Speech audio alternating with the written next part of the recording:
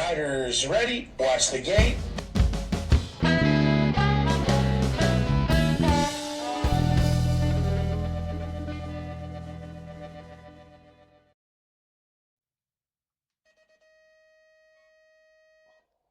Did you hear that? Did that come out? That did, yeah, I like it. Not a bad start. Welcome. Late to the Gate podcast. And we are late to the gate because it seems like every man and his dog has got a BMX podcast going at the moment. It's true. I mean, we've been talking about this for years, haven't we? We have. And I think when BMX Hype launched, I kind of really wanted to do one, and I wish I had because we'd have been so far advanced now if we had done. But I also think, based on my level of maturity, it might have been taken off the air, I think. Yeah, and that's probably what the worry is for you now. We've invited me and Booter along, I suppose, isn't it?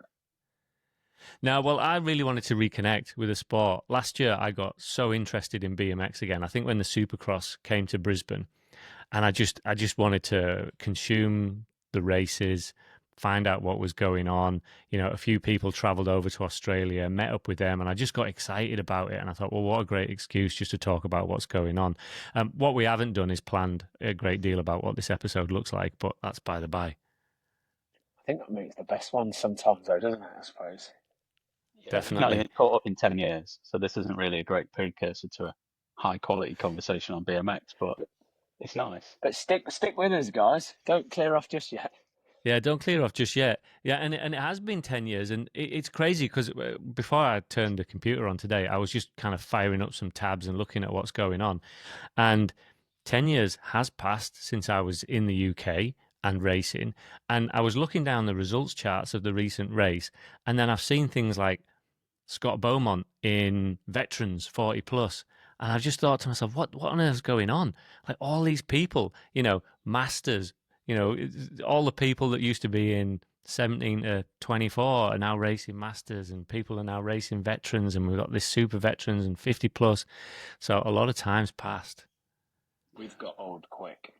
Yeah, Yeah, you're a cruiser dad now, are you? Is it? I only bring out the cruiser once a year.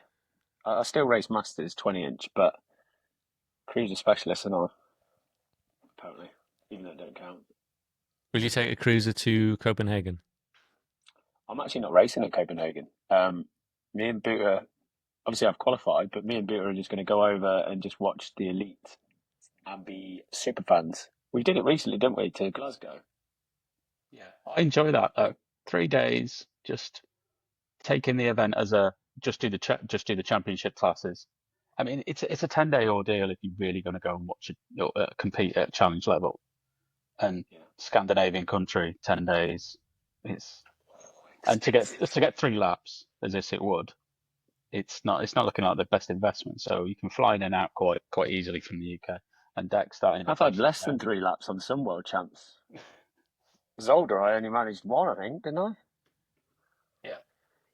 But yeah, I mean, we're not elitist, but 3 days in and out is a bit more feasible, I suppose, but also exciting. It's just drawn out, isn't it, world champs sometimes? And let's be honest, UCI, I don't really care about the challenge class, which we saw last year in America, don't we? I do like the inner Mm. city vibe. I think that's great. I think Copenhagen, if we are going to jump straight into this, I think great. Put it in the city, have the city there as a backdrop, and it'll bring lots of corporate sponsors, and it'll look great. I like that because places like Zolder, you're only going to visit that if you're actually at the event. So I do really enjoy that. And Glasgow was a good example of a decent, I guess, not inner city venue, but it did bring in the sort of tourist attraction as well. Glasgow So was cool though, wasn't it? Because it was the whole bike championships. Like you was loving life, watching the road cyclists flying by. You was getting up and out, literally out of our hotel, and it was there flying past us. I And we think saw that's the the future. breakaway for the win, actually, didn't we? We fluked that. Yeah, if you look at the pool of viewership, if you can tag onto the back of the road boom that's happening at the moment, then I think that's only going to be better for BMX. You could do that. It might turn a few people off. It gets very serious. The sport is very serious right now. But in that aspect, if you can sort of bleed off a little bit of that road and track boom that we're going through, especially in Britain, then I think it's a great thing. If they could do more of those bike championships, especially in Europe, in France, in Italy, in Spain, they'd be huge. Yeah, there will be, and they had mountain bike as well, I imagine. They had everything, didn't they? Yeah. Yeah. Velodrome, the Fort lot. William did the downhill, and then there was cross country. It's Yeah. the festival feeling. As we know, with BMX, the World Championships is big, but it's only big within that world. Whereas bringing in a mainstream aspect to it with the velodrome and the road and mountain bike, it really helps it. I'd I love think to it's hear happening from again whoever soon, put though, that isn't it? together. Yeah, well, where would that happen? Because the coordination Yeah, there's- exercise must be really difficult. It's not obviously not in Copenhagen. But I think it's there's another one coming up where they've coincided it with everything. It's a I've 4-year seen it on the cycle. UCI website. Is that what Yeah, I it think is? it's a 4-year cycle. Okay, cool. Yeah, So should have what's came that? with What that the information, papers? but yeah. Probably should have. Yeah, I remember seeing it. That's the UCI's poor website's fault. I have been looking at the UCI website because I wanted to find out the Supercross dates, and I found it really hard to find it. And I eventually did, and I was pretty disappointed at what I saw. See if I can find the tab again now. Am I right in thinking there's only 3 Supercross venues this year? 6 rounds, yeah, 6 rounds, Yeah. 3 venues. The elites weren't happy, were they? It cost a fortune. It absolutely cost a fortune to put one on. I believe, And correct me if I'm wrong, Sean, don't you have to put up €500,000 or half I a don't know million the Swiss exact number, franc but it's a lot of money. to sort of front the investment, and then you get the gate, you get the income from the national teams paying for pits, etc., etc. But it's a lot of money for maybe not a lot of income. And we were quite spoilt with like the indoor. It was always full. But places like Papendal and things like that, the atmosphere wasn't great, was it? I think you got to go South America to the Argentinians or GB, but no one wants to come to GB because everyone's over the indoor. Which you can understand. It's been a few years since it's changed. It probably is. It's probably too small for world class racing now. Yeah, it's a sub 30-second lap. There's not much that's going to go on in that time. Definitely. France will be good, I would imagine. You'll get full stands there, I should think. France is always good. Yeah. Yeah. So how's that working for Olympic points then? Have they just had to re-engineer the whole system around that if there's less races? Just basically whatever you get out of 3 races? There'll be a lot of C1, C2 events, won't there, all around Europe? Yeah. So Well, we like, won't even start the like a cycle national for a bit. will be, yeah. But GB are hoping for two female spots this cycle. I talked to Bloomy the other day about it. He said that's what they aim, and with the vision of obviously Beth being one and maybe Freya being the second, because she will be she first year junior this year, so she will be first year elite from that cycle. Is that right? Have I got my maths right there? Oh, don't ask me. I'm not the I think teacher. this changed somewhat anyway, because Alina Beck went to Paris last year and she was second year junior. Yeah, that's true. So I don't believe they have the whole 17, 18 junior, 19th year you're in elite. You can then be part of that cycle, which I know it was when you were younger. I think that's changed somewhat. But so you know what? Yeah, it's a good crop. Beth, Emily, Fiona Harvey, Betsy Bax, Freya. I think that they can all earn good points. We seem to have got the Rendell best Todd's crop another in one quite who a while. needs to. Yeah, you got Rendell Todd as well, who could potentially go both sides. I don't know if she's there on the speed at the minute in terms of BMX, but she's backflipping and on the park, so there's not many girls doing that. It's great that there's so much depth. You know you've got some good options in there. Yeah, GB at the minute, when you look at the kids coming through, there's so much. They're fast at the national. Oh my gosh! I rolled in thinking like, here we go. I watch the kids to see what I should be doing. I'm watching like 13-year-olds going, geez, they'll do me. They'll beat. Do you know what? Those 13, 14-year-olds, they're not even like a lot of them can't catch backsides on the second straight. That's what struck me actually with Manchester, and going back to your point earlier, Dex, about it being a bit too small, and that women's side it's not big enough to contain women at full We're not pace. calling it the women's side because that's You call it master side as well. Okay, The so side, the the amateur side. side Is it the slash challenge Amateur, track? okay. Call it the challenge Challenge. track. That's better. yeah, That turn makes me left. feel a bit better. That in itself now, you were fine catching backside, Sean, but at the top level, I don't think they were. And I thought, like, I just catching. this is what I'm saying. I was so impressed, and shout out to the guys. I didn't attend the Manchester Nationals, but the BMX Hub feed is incredible. And I was watching the feed there, and 14, 15x, they're insane. They're insane. And Well, and you now I say think it's just 15x. James Clitheroe wins junior men, and he's 15. insane. I love it. And So that's a why is big that? category. Do you think, like 10 years on from when I left the UK, do you think younger kids are faster than they were 10 years ago? And if so, why? Why is that true? Do you want to go first, or do you want me to go first, Peter? I'll do a little bit if you can then come in later with your physiology point of views and teaching because you're a PE teacher. I think they're a lot more serious. I think they are exposed to structure a lot earlier. I think I started racing when I was 10 years old. I mean, we used to get sometimes a bit of a clinic happening at my track, but I think now there's pro clinics quite frequently. There's a lot of club coaches, which is superb. The tracks are a better standard. There is more tracks. This social media aspect in terms of them being able to track their favorite races and also see what a day in the life looks like for Ross Cullen or whoever is doing vlogs, for example. And so they're getting an idea of how to build a training schedule and how to basically level up their riding. Whereas Sean and mine, yours generations, we pick up a little bit of do 10 by 60-meter sprints and try and do some squats. And that would be the framework of a training plan. And I think speed breeds speed really. I think it's just natural to just progress and progress and progress. Um, yeah, tracks are insane, Tracks are and good here now, aren't we, they? we we're really lucky in the UK. We can travel an hour from anywhere, and yours in the Midlands, Sean, or from where I am in the Northwest, and you could hit 5, 6 really good standard tracks. Not just And not just it's tracks great. though, even the pump tracks. They're literally everywhere. Mm. Clark and Ken, Phil, and I think even Fella Solutions got involved as well, weren't they? Like them three, they're just everywhere. They literally are everywhere. Yeah, they're good Within as half well. an Like hour. Oh yeah. they're not half-assed jobs, and there's some good ones springing up over here as well. But every single one I see, and you get the aerial footage, and you go, they're enormous. Mm.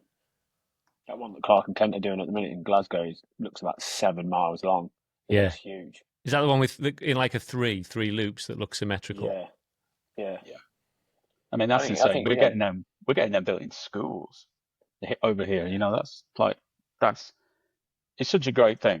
But the On progression the is great. spec now, on the GCSE spec, BMX racing is. Is So it? yeah, I had two students this year with GCSE BMX as one of the three sports, so it was ideal. It was nice. I mean, yeah. Going back to that point initially, is the kids like you say they train. They're in a full program. The whole pyramid's better as well because obviously you've got Bloomy and Kyle at the top with the boys and the girls looking after the Olympic program, podium program, and the academy, and then you go further down. You've got now Dylan who looks after the younger ones all the way down to I think about age 13, might even be 13, 14. So he looks after them, and then you go down one more step. You've got the regional developments, Mm. the RDPs, and they're run by like your local club coaches. And I think 10 years ago, I mean, I can't remember when I did my BMX level two, but it was half of it was learning how to pick up a bike, Oh, and it was awful. oh, it was terrible, wasn't it? So Yeah, now, the like standard even for club specific was coaches awful. are better. Yeah, everything's just got. I mean, it is an interesting one then. So Dex, you obviously went away for 10 years and then to rock up to an event. Did you see much change though in terms of the event itself? Good question. I mean, so the event I rocked up at was a Supercross. So it was the very best that were there at a good track, Sleeman's. Like pretty big, well established. Turn one seemed to be problematic, but apart from that, I think the track's pretty much bang on perfect. Quality was good. quality male, quality female. I'm going to call it junior, but are they calling it under 23 now at Supercross? I was a bit confused. Yeah, like really high quality coming through there, and then also the thing that I actually like. I don't know if it's something that impresses me, but it's something that I like as I get older. Is there's still some old characters still in the game, still knocking it out the park. Still either knocking on the door of having a good result or still very, very credible players. So that's good, and that's demonstrating longevity of the athletes as well. Yeah. So I didn't really answer your Sylvan question, and but Joris good, have been good around event. for a while, haven't they? Yeah, and it's- I don't know when he's thinking of retiring, but he doesn't show any signs that he has to. No. I think the thing is I mean, with Joris, Silva's just changed coach, hasn't he? So he yeah, looks like he's going to push for potentially another cycle, but I don't know how well that would put him. I don't know. Again, Sylvan we at should the have moment, the that thing that'll stat. take Sylvan out is that he's had a really bad arm, then he's had it pinned and plated, and then he got it broken and pinned and plated. Joris, for the most part, has managed to get away without horrendous injuries. I know he had that big one last year in Australia, Yeah. but he's tend to, seems like he's healthy and he looks good and he'll continue for as long as he loves it. I think that's the best thing because, as we know, BMXers tend to go out and bow out probably just from an accumulation of surgeries and lengthened recoveries. So for me, yeah, there's still some of those guys that are like 34, 35. And then the girls, there's lots of them that are still at the top of the game that are at Yeah, that kind of age. Reynolds, I think I don't know whether she fancies another Olympic cycle or whether she thinks she's done, but she's still doing squats and she's still riding. She's always thereabouts, isn't she? We called Yeah. her for a fifth, didn't we, at the Olympics? We said she'll be there. She'll get a fifth. She'll get a fourth in a semi and get a fifth in. And she's always in the mix out of nowhere. It's just experience, isn't it, for It's great. her? Yeah. That crop of 1991, which is like Laura Smulders, Pajon, Elise, she's pregnant, but I'm not sure whether she'll maybe the first athlete to come back from giving birth to competing again at an elite level. Well, there's a stat. That's a stat. Is that I a wrote this record? down I wrote this down in my notes. You'd be glad to hear this because I'd watched the Rock Hill Nationals last weekend, and I thought, where is she? And then I literally remembered that her and Sam were expecting, but there's been, as far as I know, and no kind of retirement post, and good on her. If there's plenty of ladies that have had babies and came back, and that's just unreal. I'd love to see it. She I posted think for she the will. vault, didn't I think she? she will. Yeah. Yeah. I'm pretty sure she will. It's just a different world now, and that's good. It seems like Joris is living over here now, so he's going to get some air miles this year. It seems like he's flown to America and then flown back. So I think he's looking to permanently live on the Gold Coast. I mean, he completed BMX, hasn't he? So I wouldn't be surprised if he bowed out after the Olympics. But looks like he's going again. So fair play to him because he could have quite easily gone, yeah, I've done it. I've got the lot. So I love it. Same with Mariana. I love it. yeah, I love just racing for the fun, being part of the tour, being part of the circus in a way. yeah. I love that. Absolutely love it. Yeah. Some people they're just sticking to the sport because I'd been out of it, so I went to the one at Sleeman's and was watching people go around, and I'm sure Ramirez was there, So then I'm going, God, like he's still going, and was still looking fast. He'll go till he's 50, that guy. Yeah. He'll be But sitting who? in Vincent thirds. Pellewad's still going. Vincent Pellewad retired, Yeah. changed countries, represented two different countries at the Olympics, then went to, and then he was racing the Euros in Verona a couple of weeks ago. Oh yeah, it was, yeah. So it's just for the fun, and I love that. Who's going to worry them in terms of coming out of the under 23s then? I'm telling you now, Ross Cullen is. I'm hoping we're entering our Cullen era. I think we are.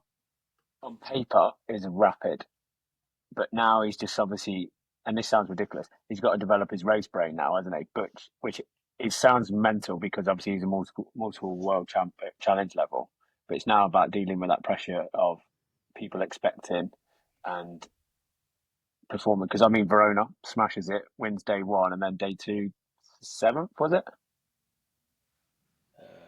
Got it written down here. fifth. Right. Okay. Yeah, Right. fifth day Not two. too close. I could do a Ross Cullen segment, not to sound obsessive, but as an athlete, I think he's doing absolutely everything right. We love And him. we chat, in our group chats in the UK and with the lads, and we just like the way he puts himself out there, like the way he approaches race days, and just seems to be he's just a nice lad. Obviously, we know him, but he's flying, and I think this transition now, he's going from that main maker status, and obviously he's got that world six in Glasgow, and I think now it's the transition to the podium slash top step at that highest level, and he's done it at World Cups, but he came out in a Manchester interview this weekend and said, I'm going for World Cups and World Champs this year, and I'd love to see him in Copenhagen take it home.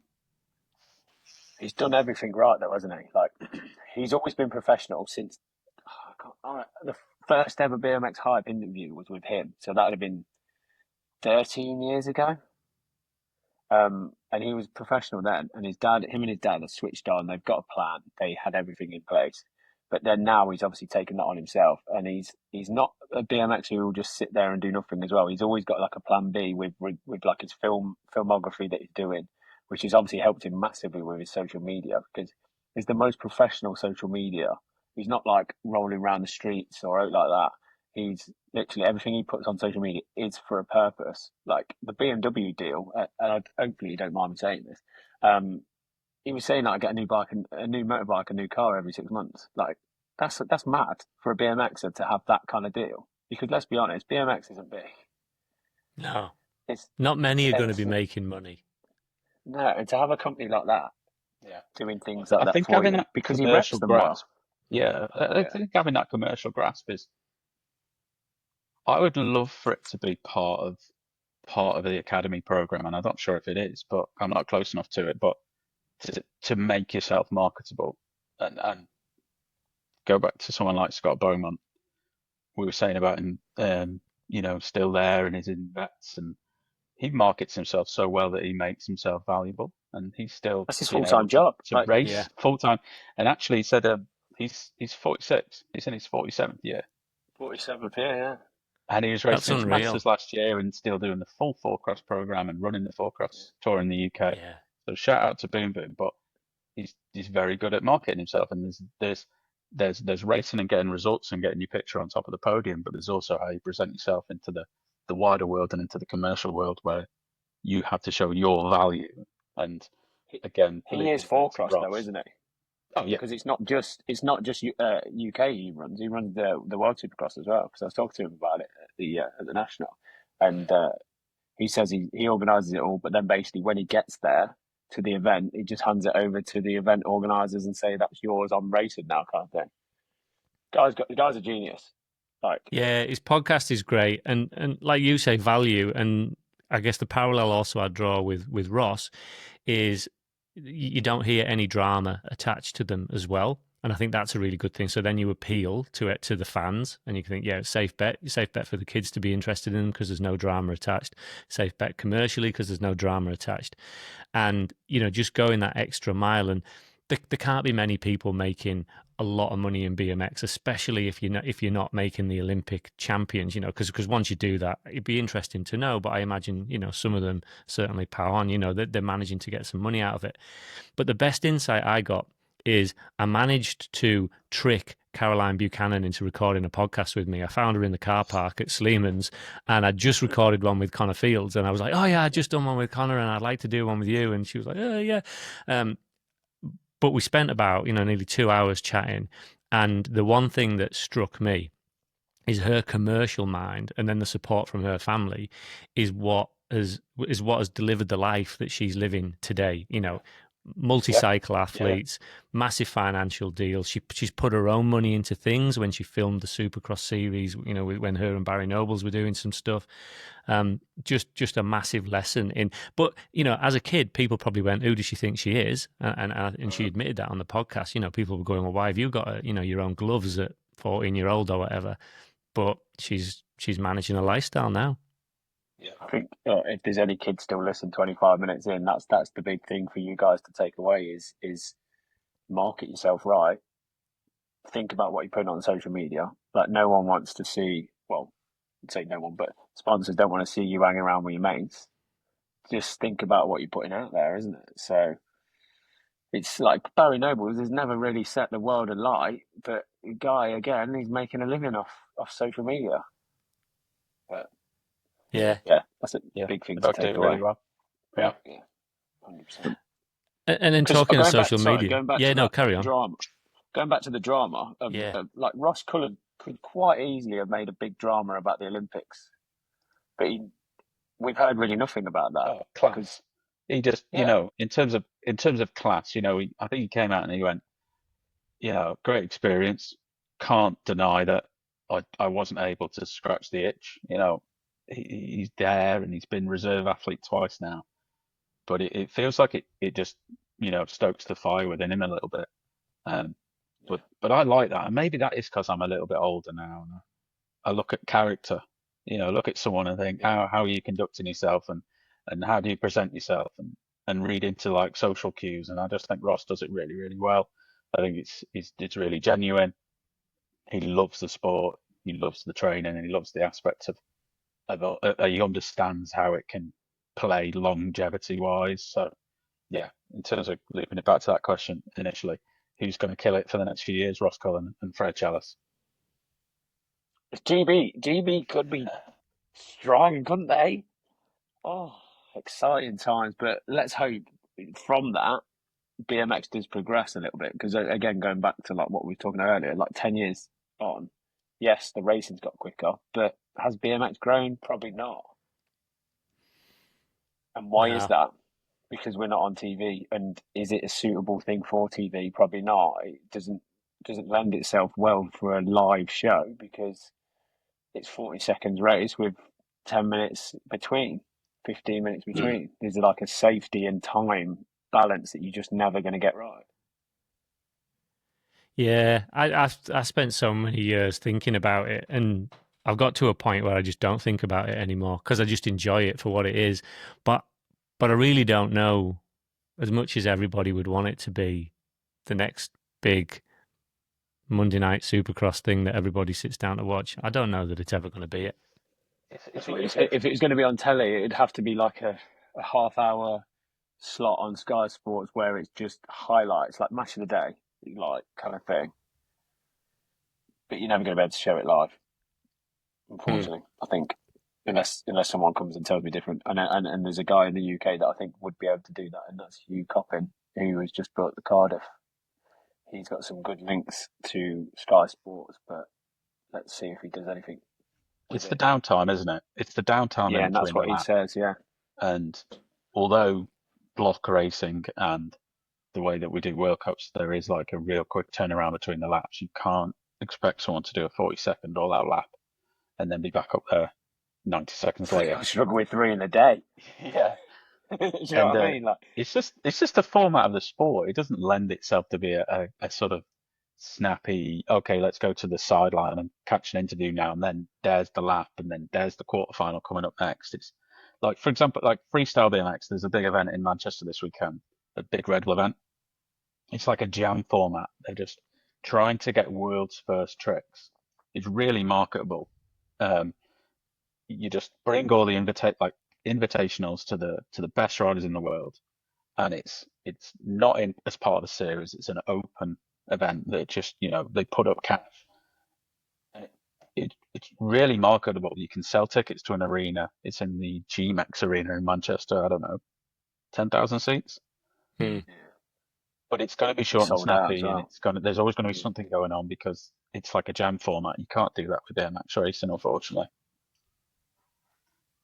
Yeah, Very structured, didn't we? makes for good social clips as well. Freestyle, better than a race clip, really, Yeah, in terms of for sure. grabbing eyes. Speaking of social, there's some new social accounts on the scene, on the less professional side that are providing quite a lot of entertainment. I like Stiff and Scared. That's one of my favourites. Yeah, unreal. And the production quality is going insane. It's on point. Yeah. They were Edison's like brilliant. just just putting a few clips together. But now we're seeing like serious productions. So shout out to them. Shout out to Two In One Out. Where are they from? Are they It's a good French? I channel. feel like they're French or what it is. I feel like they're German, from Europe. maybe, Are they? Oh, they are German or actually. Yeah, Swiss. you're right. Is there like Yeah, they're it's that Swiss way. riders? Yeah, brilliant though. Yeah, 2 in 1 out's good as well. I don't know who What that is. what happened to Someone. Snap On? Was it Snap On Red, Snap On Green? What happened to that Snap one? On Did Red. you lose your password? Is it? That wasn't me. That wasn't me. I feel that was. I reckon that was like Tory. You know what I'm like. I felt there was a yeah. I felt yeah. Maybe one of the coffee chat guys. They seem to interact with them really really strongly. Yeah. Tori or Yeah. James, maybe something like that. There's a That's small not on BMX anymore. You don't podcast. see that one. That Snap On. Yeah. No, they kind of got. I think 2 In 1 Out kind of done them over, didn't they? They kind of because they were like 2 In 1 Out. They do not miss. Like 3, 4. It's definitely a UK based rider. Yeah. I Shout out to the meme creators in BMX right now. You're doing a lot for actually pushing it commercially. Yeah, big time, big fans. Yeah. Why are we smiling awkwardly? Like, I just like it's just a jokey side of BMX that weirdly I like. I think we I all get so do. many people Although asking me about, you're it, and I'm like, no, I literally have not got the time anymore for that kind of stuff, guys. yeah, I thought you were it at one point, but and I'm going to say we all like it. Maybe we don't in this new generation because whilst I probably missed the early part of the wave, I certainly caught the tail end of BMX Talk, and and all the fun that was had on that forum, and Kraut Rocks and Smarty Hawk, and just all the nonsense that got chatted on that forum. But like, who even goes on forums now unless it's an Instagram or a TikTok account? It's probably not a thing. So maybe the current generation of racers doesn't have the same degree of online interaction, or maybe they do. I don't know. Like, I'm 50. I'm quite clearly out of touch. I just think it's all memes, isn't it? That's all kids at school talk about, memes and little snippets of a video they've watched. Snippets, yeah. That's the thing. It's too long form. A forum is too long form media. Kids can't sit and read and read and read. They want a quick 5-second video that they can go, yeah, I'm bored, flick on, until they find something that's funny. Do you know what I mean? And forums are not that. It's too much hard work for the youth is there. God, I sound old. We were actually. The thing is with BMX Talk is that those days the nationals were maybe 400, 500 riders, and probably 200 of them would jump online on the Sunday night and go and share their nationals pictures or go and share their rocked and sucks threads. So they were great times because it was such quite a tight community in terms of the numbers. It's so wide now. These nationals are huge and like we said before, a lot more professional. And I did like it though that there was a bit of a rocked and sucks Facebook thread going around. Did you see that, Sean? I can't remember. Was that Billy's? Oh, it was Billy's. Yeah. Was it Billy? Was it? Yeah. Shout out to Billy Luckhurst because I thought that was great because shout out to Charlie Luckhurst. Did you see his Was it comment? Charlie? No. Billy put the post on, but then again, Krautrocks got brought up, and then Charlie put, no word of a lie, someone at my dad's funeral came up to me and asked me if Krautrocks was his dad on the day of the funeral. Like, oh, that's a madness. But shout out to Charlie. TDB. Tony the Butcher. They were the good Luckhurst heroes. Yeah, BMX loyalty. That's when BMX was good, though, wasn't it? I mean, nowadays, if you are first of all lucky enough to get a camping spot because they sell out in 10 minutes, it's dead quiet at 9 p.m. because little Johnny, who's 9 years old, who's the next Olympian, needs his sleep. That's the thing. And everyone kicks off. So it's not how it used to be when we was obviously camping and it was a bit rowdy and you'd get a bit loose on a Saturday night. It's now dead serious. But then that's on the flip side. We can't moan about it too much because now we've got these youths that are coming through who are going to take on the world. So you can't have it both ways. Do you want it to be chilled and have a bit of fun while you're there, or do you want it to be who's getting excited about 2 up and coming GB riders? There's no win there. Yeah, if Bournemouth have another national, I'll consider buying a ticket to come back. And the rugby club's they still got going. The Brits, didn't they? And it is, yeah. Oh, that was it. Yeah. Yeah. Oh, that's a story, isn't it, Dex? Yeah, that was a weekend and a half. That one. It was a long weekend. Was that the postponed race one? Or was that the flooded one? That was. There was a No. few good weekends at Bournemouth, let's be fair. Yeah. Oh man, But my yeah. childhood. Well, that was the one I used to look forward to. Did we call Yeah. you Dex, by the way? I called you Dex. When was the last time you got called Dex? Are you Alistair Well, Burton now you're 50? by you lot all the time, but yeah, that persona doesn't exist in Australia. People don't even know about Dex in Australia. Nah, as far as Australia's concerned, he's dead. He never lived. But in Alter terms of you ego's guys, gone. I'm just disappointed that I'm hearing about group chats that I'm not on. So I've definitely disconnected. We Yeah, didn't you don't want know. to be on that group chat. We didn't. Yeah, we literally thought you were above this. Like, I don't think you need to be exposed to it. I don't think I'm above anything. No, I'm It glad. is I'm always glad good to you're catch up with people. Yeah. Yeah. I had the pleasure of catching up with Quillen when he was in Australia. So he was coming doing some coaching clinics, and that was really good actually. Sat around the Yeah. kitchen table and he was telling me what was going on. He's another kid that I say kid, like the guy's nearly 30, isn't he? He's another guy who is quite professional in terms of he portrays himself well, but just was unlucky with injuries. Hmm. He actually got too fast for his skill level almost, didn't he? And I say that again, he's not unskilled at all, but he just became powerful and fast. And when he crashed, because he weighs like 100 kilograms, he hit the deck hard and would snap things. But again, he did the right thing, came away from BC at the right point, and went on a little trip, kind of all paid for, weren't it? In terms of Hmm. through his clinics. I mean, I rate that. Why Yeah, I not? think he's still got big aspirations as well. I don't think No, it's not done. he's not done. No, Yeah, he seems I wish hungry. him all the luck. I like it. Yeah, I've always been a fan, and he seems to come back from a lot. You know, he's gone through some injuries, horrendous Broken injuries. I mean, femur. Oh, the Birmingham one, the Birmingham ankles was I remember that. oh, that was bad. one of those. Mm. That, the Yeah, I just remember him screaming out in pain, and that was scream. horrendous. And then I think The he's gone fact through a Lawrence had to stop as well. Lawrence yeah, stopped his race because he knew something was bad to go and help him. fair play to him. I think he's gone through probably 3 or 4 career-ending injuries and come back at it, and he's still at the top. You know, he's still there. I'm not sure what his plans are for this year, but he could still be in the mix. Yeah, definitely. I hope I've got this right. I'm sure he said to me when we were chatting that he'd never ridden a carbon frame because I think he's on a big long alloy pure, and I'm sure he said he'd never ridden carbon. And then we started reminiscing about the fact that he won the worlds when he was younger on a steel dialed, Oh, which I right, was like, I was like, how flexy was that? He said, I didn't know any Yeah, better. yeah. That was 16s in Birmingham. Yeah. 2012, yeah, 16s, yeah, that was right, yeah. So there's his age Biggest stuff. bunny There up you go. ever. Yeah, there you go. So he's 29 this year. Yeah. But I've actually got a point in my notes about alloy frames and V brakes and just the strange mix of technology that we've got right now. Because yeah, Quillen's Well, still on an aluminium frame with a V brake. yeah. Well, Nothing I wrong with mean, it. I do risk sounding like one of the old moaning fat guys on BMX talk, but there's got to be zero point in disc brakes. I mean, it's great that you have them and make them and they look nice and stick them on your bike, but based on how I ever rode a bike, there can't be any reason to have one because you don't pull that brake lever once. No, I slightly. can't comment on that because I've never ridden one, basically because I can never be asked to even sort my bike out. Well, you probably couldn't set one up, to be fair. I wouldn't be able to set one up. But then again, my brake doesn't work anyway on my BMX because Booter goes nuts at me all the time about it.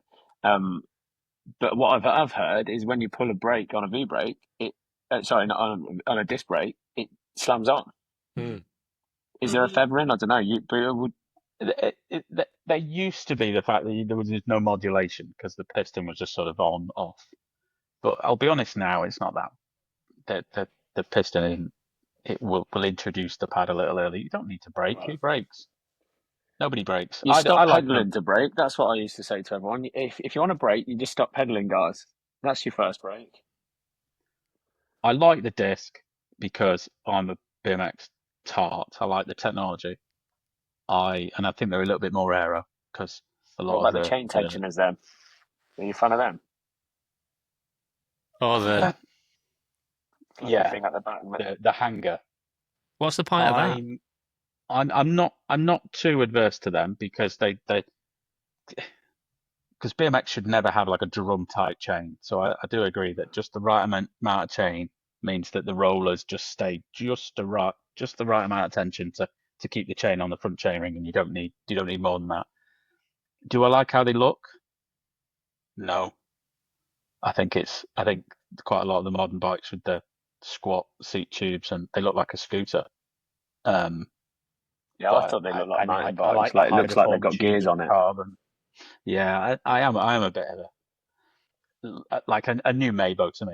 I do like the technology around it, but I'm Maybe are looking at it nice to from be fair. an engineering point of view, if you see what I mean. But it's in terms of performance, who knows? Yeah, Cam Wood won in Rock Hill last week on an aluminium mongoose with a V brake. That's probably 2005 technology on that bike. So Yeah. there's an argument there. Is if you're racing the newest Prophecy or Chase or any other brand, does it really make a difference when you're racing a centimetre away from the next guy's bar ends? Like anything could go wrong at any point. So Hmm. I'm less about that. Like on a road bike, yeah, 1% makes a difference. On a BMX, it's who makes the least amount of errors when you're running around the track. The fastest guy's going to win most of the time. I'd be intrigued to see the biomechanist's view of this. I mean, I don't know if there's any biomechanists in BMX, but I guess at my level, no, none of it would really matter. But I suppose the elites are always trying to find that extra half a second. Well, half a second's quite a lot, Still but in Brazil. extra. I know. I was thinking Doctor Didn't Brazil. Brazil do a piece, his PhD thesis on sprint technique? He So isn't He he? may I well have thought he's done. a physiologist, but yeah, he I he think was there was very. something, yeah. Yeah, we'll see. I just got a thumbs up. What's that about? I don't know. It seems like he picked up a reaction on you and gave you some. Is that because I said a really big word? That might have been on your phone. I don't think Riverside does that. You might have gestures on your iPhone I literally didn't touch it, but okay. because Okay, he's just people doing it seeing on them his as well, iPhone though. because he can't get his computer to I work. know. I've tried loads of things. Some of I us did apologise. some of us did a dry run, got on 10 minutes early, charged the laptop up a little bit, checked the Mate, lighting. this setup is exactly the same as my 2025 prep for BMX season. I've literally Can we talk about just that? got set up. I mean, you can do if you want. What do you want to know? So it's British champion in Masters last year. Takes the winter off because he, takes the foot off the gas as he has done now for what the last And playing 25 football. years. Plays a bit of Darts. football. Thinks I'm still fit enough. I've still got it. Dust the bike off out of the van. Mismatching chainring bolts and probably about 40 psi in the tires. The tires are probably 10 years Actually, old. they were. That's true story because I pumped him up on the Saturday morning. I put the pump on, which in fairness, this is how organised I am. I even took a pump, which is a madness. So I put the pump on 40 psi. I was like, oh shit, I need to put at least another 50 in there. So Sorry, how I did it put it go, in. Sean? You pulled up to Manchester. Think, I know this sport. I've done enough to get by. I'm in pretty decent shape, and then you pull onto the gate. Moto one. How did it go? It was a slight oversight. A slight oversight. There's a bit more of a story. I thought I'd go down Friday night to do practice. However, I didn't realise, and here's something else that's new, Dex. You have to book Friday practice now, and there's a cut-off. So I missed the deadline for Friday practice because obviously the deadline passed, so you can't book on the day. So I Yeah. didn't even get Friday practice. So I thought I'll just go down Saturday morning then, because at least I've saved one night of the hotel. Went down Saturday morning, did 2 laps of practice because that's all you get. No gate. Um, and literally that track is hard. I felt like a novice. First moto, last. Second moto, last. Third moto, last. Picked the bike up, chucked it straight in the van, and went to the hotel. Rambuta said, "I'm throwing the O1 plate in the bin." around the Mode. bloody. Oh, that's the first time I motored in about 15 years. So And why was it? Was it everyone else was so much better, or you were just way misunderstood the fact that you're an old man now? everyone wasn't better. I was just atrocious because I hadn't ridden my bike and I didn't really like jump anything. So then that morning I had to go and I just went to Haywood because it was near to my hotel. So I went and rode a track in the morning of a national. I feel like I was AD Warden for a minute, and then felt good. Got fourth the second day. So season. Yeah, watch this space. So it feels like you're almost having to treat national practice like a world's now. 2 laps, box everything off, first 2 laps, Oh yeah, because yeah, that's all you're getting. yeah. You How get many 2 laps people on are it. riding That's it. nationals now? 900, Yeah. about 900, 950. But it's just it just takes a long time. So they start dead early, um, and still finish at like 5, 6 o'clock. So they haven't really got time to give you more laps. Basically now, a national is a 3-day event, whereas before we used to go on a Saturday. You'd probably get Saturday morning practice, Hmm. like a good hour, an hour 15, like you know what I mean. But yeah, them days are gone. You've got to be going there in the week before the national, months before even, because even in the indoor, you can't even get into the indoor because people have booked it all up from Yeah. like February. So you have to have 3 days off. You have to have that Friday. You have to be there Friday morning. I can't do that because I'm a teacher. So that's Yeah. how it's going to be. I remember once having a conversation with Marco about when he would just rock up at the track and he'd get his bike out the van and then he'd just hit everything first lap, and he wouldn't kind of roll around and stretch his back or anything like that. And he was just dead simple with me, and he said, because I do world events, that's all you get. So you've got to do everything straight out the gate. You've just got to do everything first lap. Now I'd agree with that, and I would do that, but just not at Manchester Indoor. that is that is tenfold. That's a sketchy place. Yeah. Yeah, well, it's rock hard, isn't it? It's completely unforgiving to fall on. Yeah, and I think 90 psi was a bit too much to be honest, because I've literally felt every um, bump on that place. Live and learn. I'll be right Yeah. for next year. We'll do this podcast next year. I'll have done exactly the same. I don't know how often we'll do this, but probably like once a month, maybe.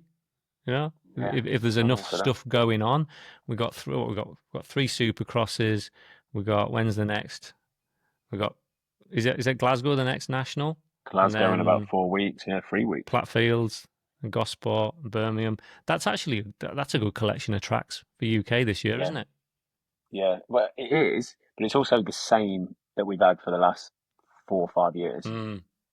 Like the tracks are cool, but then again, going back to infrastructure that we were talking about earlier, there's loads of good tracks out there, but they're not good enough for national in terms of not the track, the places around it. Because Mm. now you need so much around a track.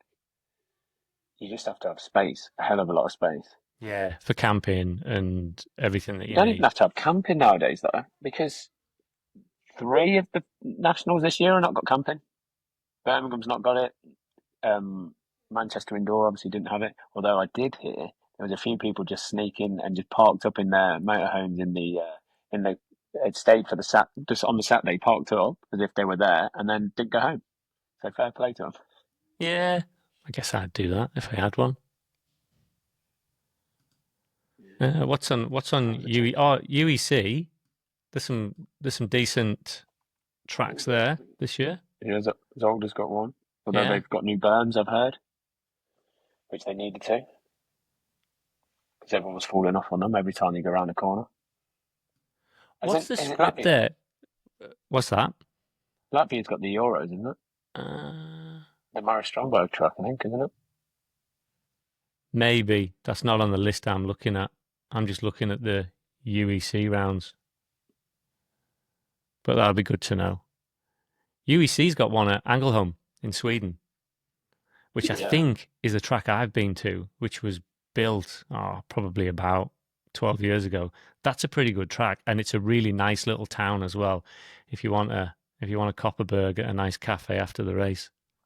Did they just do one Supercross weekend there, and then it dropped from the calendar, didn't it? Yeah, I think so. I don't I remember think it so. I think there was a guy coming on with a bit again. of money. This was the point that I was going to make actually about BMX Nationals in the UK. I'm I'm quite selfish with my time, and I think that these events they take so much out of the crew and the commission and the teams around the clubs that I am really impressed when venues do put them on, because Yeah. I think that to do that all on a volunteer basis is massive. So I'm sort of not surprised to see that maybe the same clubs come up and get the events, because I don't blame them. You know, everyone's busy, and if you're not part of a facility, I don't know. For example, does Zolder have full-time staff because they're part of the circuit, and is there like an events coordinating team? I'd imagine there may be, and then that would mean, like, kind of makes sense why they seem to have a European or world level event every year. Um, because at least in a UK, you know, even just planning national level races is a massive ordeal. It's months and months and Yeah. months, hundreds of hours. Oh yeah. Well, obviously, I know from a personal experience of 2018, I ran Leicester National with Mitch Barsby, and we spent probably a good 9 months. To be fair, I mean, we went mad. We went next level and got the biggest raffle going and all that kind of stuff. We made about 10 grand profit out of that, which then we bought lights and everything else, so that you can make money. But bloody hell, like that took over our lives to the point where we weren't seeing the family. Like, we was finishing work and I'd nip to his work and we'd sit there for 2-3 hours most evenings, especially on the run up for the 2 months. I mean, I don't know how I held down a marriage as well as Katie was heavily pregnant at the time. I can see why people don't do it. I Yeah, really do. definitely. Can you speak about Leicester? Is that something you can talk Yeah, yeah. about? I can Yeah, speak about Leicester. what's happening? Leicester and What no more. happened? Yeah. 2021, we finished the Brits. About 2 weeks later, the whole area gets shut down for methane, including like the leisure centre and everything else around it. Leisure centre opens up about 6 months later, and so does the Bridleway. That's the other side of the track. So you've got the track in the middle of the Bridleway and the leisure centre that is open, but the track's closed because of methane, and it's all the track's fault. No, it wasn't, because they tried to say that our digging of the track caused the methane gas leak. This is 6 years beyond. It goes to court. All the money that we've ever made from nationals and the Brits is gone. We run out of money, and then the council have finally won. But on the flip side, we had our own reading that showed that the methane wasn't that bad. Doing a bit of digging, when you go through all the courts, 3 people get sacked for backhanders from the council, and they were £3 million in debt. And basically now the land has recently, and it is literally recently, has become back to their land, and they're going to return it to parkland, which, let's be honest, means in 2-3 years' time that's going to be houses. So All right. that's Watch where this we're at with that space. one. Yeah. Bit of a We'll heartbreaker see. because a lot of work went into that. Mate, I spent hours and hours down that place, and a lot of people did from Leicester. And basically, off the back of that, Leicester have got about 3 riders now, probably racing at nationals, because just everyone was like, "I'm over it." Went back to football and rugby and whatever else they went back You had to. a good crop of riders. You had a really decent team, and yeah, that's a Yeah, real do shame. you know what the nice thing about it?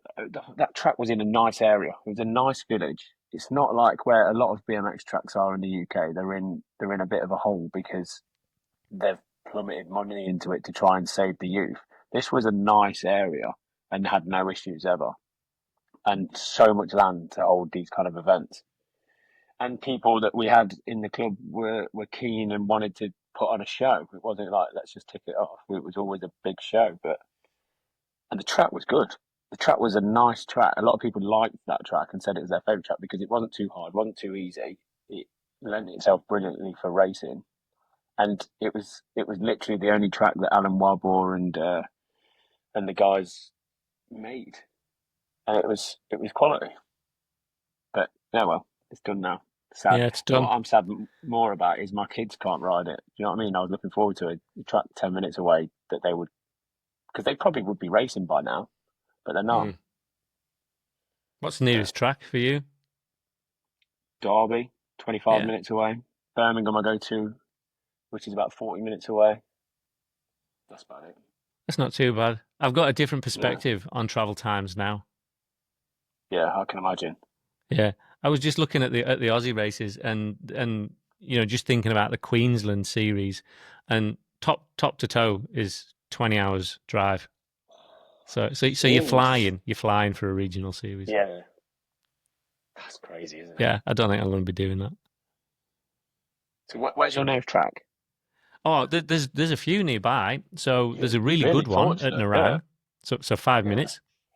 And it's a great track. It's kind of got a fully sealed surface, outdoor track, floodlit. It's not open to the public, so you got to go at club times. They run their open gates on a Wednesday night. Wednesday night's no good for me because Kim works shifts and she always works on a Wednesday night, so I can never do open gates at Narang. Otherwise, I think I would have been down, but that's a good track. Ashmore, 20 minutes away, good track as well. What we if we get bad weather, we get hammered, really hammered. So you can get a really really bad rainstorm and you'll hammer some UK tracks, but maybe you'll get a working B and you'll get the whacker plate out and it'll be okay. If you get a really bad rainstorm, few days of rain on the bounce cyclone, and you've got a soil tacked surface or whatever, it'll knacker up the track. So then you've got downtime of quite a few weeks before it's up and running again. I know Ashmore's just been fixed by the council and I think the track team off the back of a cyclone about 3-4 weeks ago now. But there's some good tracks nearby and there's some good pump tracks as well. I mean, Aussie weather with a track sounds perfect to me. This is the reason I don't ride in the winter, because I can't deal with cold, horrible riding. Even cleaning my bike is a pain in the ass. So Aussie weather, apart from cyclones and attacked by kangaroos, I mean, I'm all for it. Yeah, it's great. I think we're like 250 days a year sunshine or something like that. So you can moan about the bad weather, but it's not really. It's good weather. That's what you want. Yeah, I it's think hot people though. on the topic of Australia though, we people and England, we people need to appreciate the time difference that we're dealing with here, because it's like 11 o'clock nearly at night with me and Booter, and it's stupid o'clock in the morning for you. Yeah, I think you were feeling guilty that I had to get up so early, but as we get to the tail end of this, it's kind of hitting 8 a.m. for me, and I'm like, oh, it's no problem. Whereas you are getting, late. This And is then what are cool. you I think this is Thursday? nice. Yeah. Yeah. Thursday, yeah, Thursday yeah. night for us. This is pretty reasonable, really. Have you not got You see, work that's the today, UK James? timeline. Have I not got work? No, I've not got work today, Oh, so I'm all I'm right. there for some Yeah, part time, yeah, man. yeah. I got 8 o'clock, I'm Friday, into my no first work. lesson. Yeah, but the thing is, you see, you're going, oh, this is really nice. 11 o'clock in Queensland. Not many people are up at that time. It's because everyone gets up at, certainly in the summer, 4 or 5 o'clock in the morning, because you Yeah, can't get anything done if you want to go for a run or like a road bike ride or whatever. You can't get it done in the middle of the day, so you got to get it done before 8 o'clock in the morning. So I think 11 o'clock being a nightmare being up that late. I'm a 5 a.m. riser anyway, not out of choice. Hey, Booter, because you know the reasons why. Yeah. It Because is it's stretching me. I wouldn't normally do this time, but Yeah. it's a compromise between our time zones, which I think sounds pretty good. Yeah, it's a good one. So what have we not talked about that we need to talk about before we wrap it up? come on, Booter, what's on your notes? I've got so much on my notes, but I think we need to Oh probably my put it god. into a schedule. I like to follow the elite level racing, so I like to talk about, Rock Hill Nationals kicked off last weekend. We've got the Verona Euro Champs. We've got a bit deeper into Manchester. Um, there's a lot on there. I think we could probably schedule it into a bit of a program if you fancied that going Well, forward. why don't we do another one in maybe 2 weeks' time and we'll get deep into the racing? And Yeah, for and that. and This Booter has can been a launch nice his start, to be fair. yeah, Booter can put a Google Doc together, and we can all do some revision, and we can watch some YouTube clips that are linked in. Just a heads I'll up do though, the in analysis. 2 weeks' time. I've got Go on, you lap go, time Booter. analysis from the recent races. We Oh, could you talk all fighter. day on Do you He loves think his what. stuff. you're the biggest stato in UK BMX? You and Cal, I'd say. I think Cal That's knows a true. bit. And yeah. It's funny. A few years ago, I was talking to. Oh, so we could come out for dinner with us, Sean, with Kyle Evans, Yes. and he was like, "How did you think? How did you remember that from 2016? You know, that particular lap, or he was in that main." I just a bit like to keep a track of the results. I'll be honest. Watching Manchester National this weekend over the challenge races, I know no amateurs. I barely know I anyone. struggled. Yeah.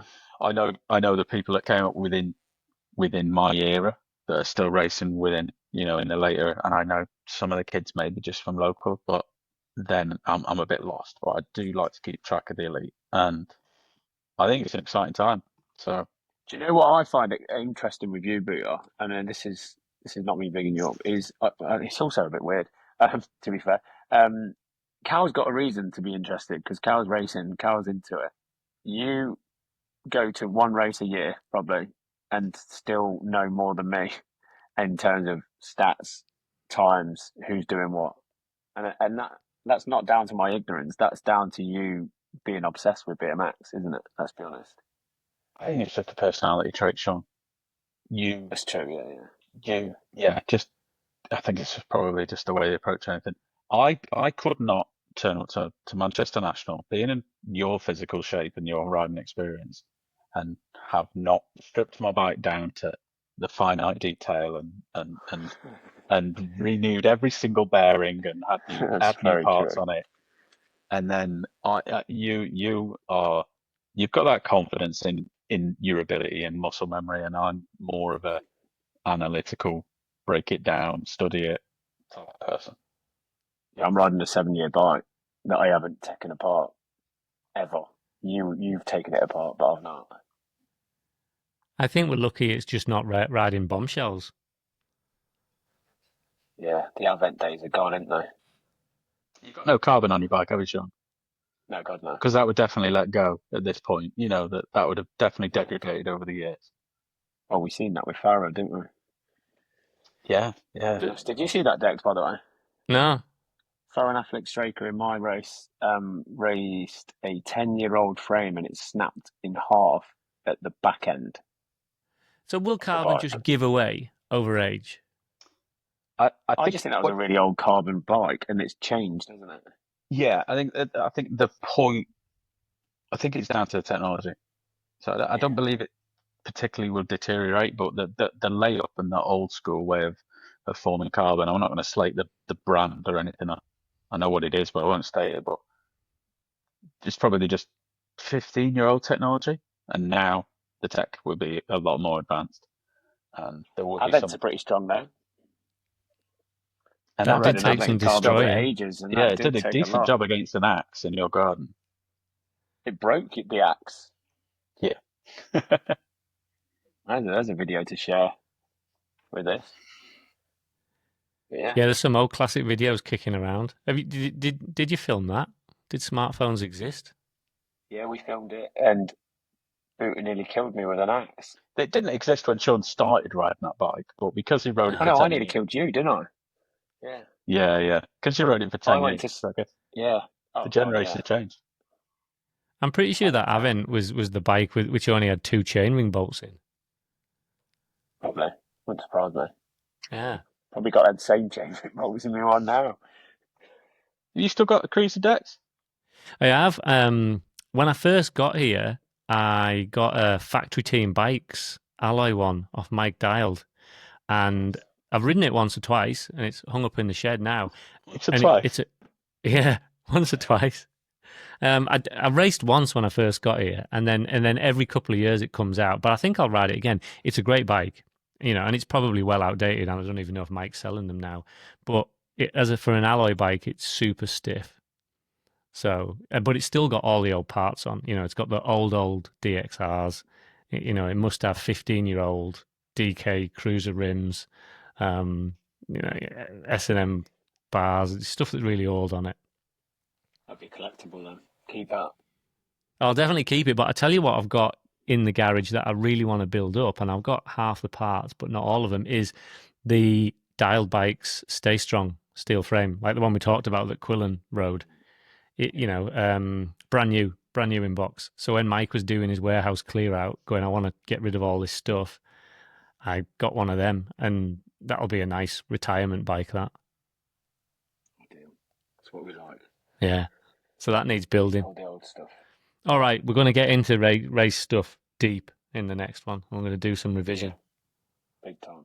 Let's wrap it up. That I was don't know good. if anyone's still Nice with little us. catch up. Yeah. Good catch up. Good start. And then long may this continue. All right, let's go.